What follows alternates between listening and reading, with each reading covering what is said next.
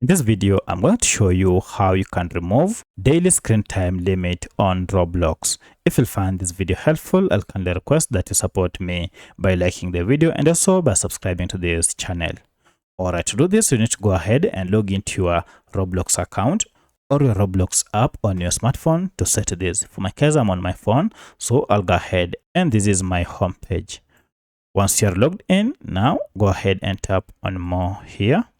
And under this, scroll down and then find settings.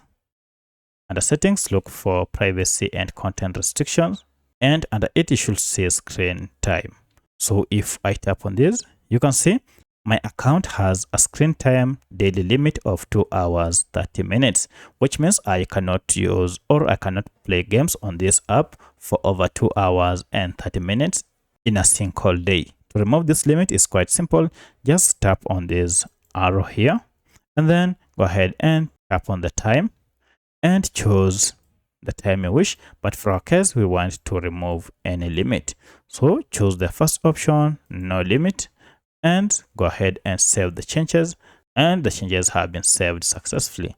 As you can see now, daily limit, there is no limit, which means I can play games or I can use this app as I wish without any restrictions.